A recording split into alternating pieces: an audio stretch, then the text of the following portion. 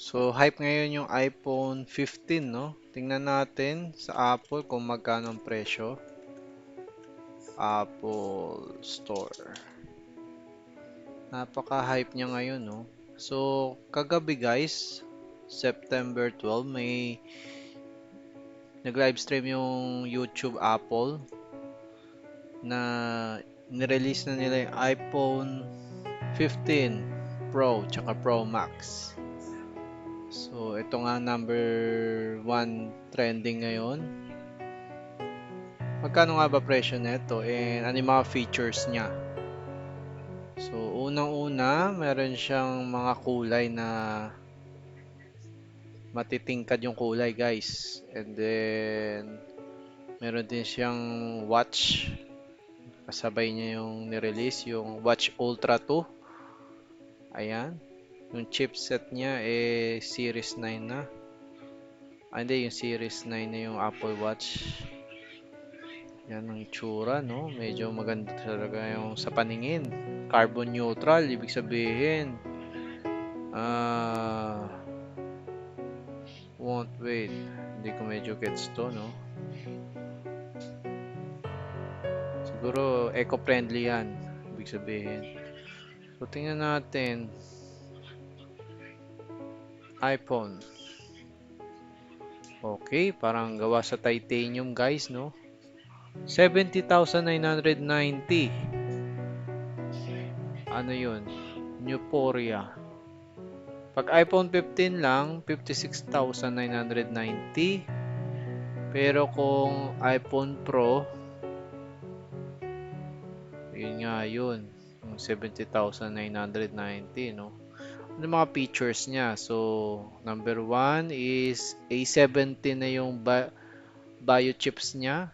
So, kung titingnan mo yung best processor ng phone, mobile. Ang alam ko kasi A16 yung nangunguna, no? Oh, ayan. Hindi, nangunguna yung Dimensity 9200 Plus. Pangalawa yung A16 Bionic, which is, ito yung mga nasa Apple ngayon, iPhone 14. So, malamang sa malamang, itong A17, no? Ito, malamang sa malamang, number 1 yan.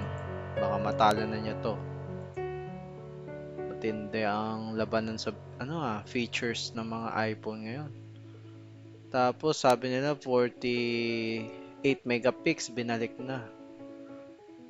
Okay, ayun Monster A17 Pro chips ang ginamit. Ang camera, ayan.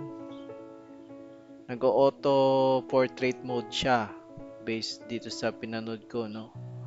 Nag-auto tapos Type C, USB Type C na yung kanyang charging pin. Yun yung maganda. 120mm of pure pro zoom. So, nazo-zoom siya, no, ng 5 times. Lupit na, yun, no, linaw. We designed 5 times telephoto. So, pwede mo siya i-zoom ng 5 times the ordinary view, no? Okay, new all action button, fast track to your favorite features. So, may mga shortcut kina. Mga feature, silent mode, focus. So, parang ito yung isa-swipe mo na lang, no? Lalabas na sa screen mo. Ano pa ba?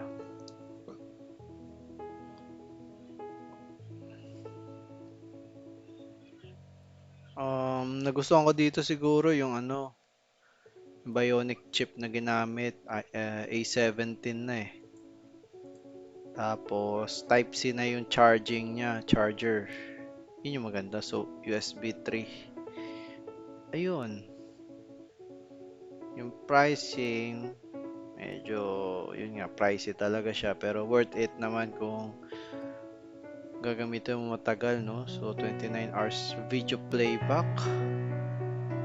Ewan ko kung ano yung sa iPhone 14, no? Pero ito yung sa iPhone 15 Pro Max.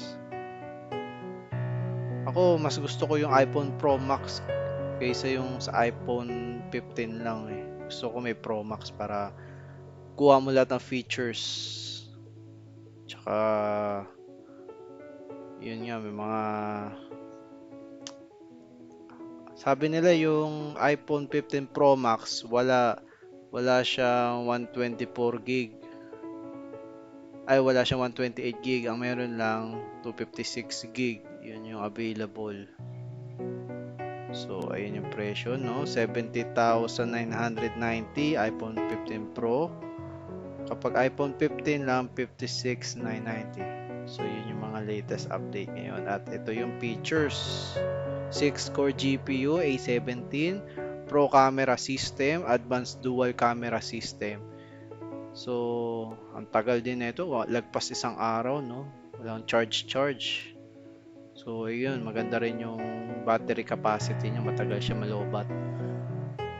Ewan ko kung anong quality nito, siguro mga 1080p siguro to kaya matagal, or kasi pag 4K quality medyo malakas din sa yun. Pero hindi natin sure. I-ano nyo na lang sa mga iPhone user, comment na lang kayo. Yun lang guys.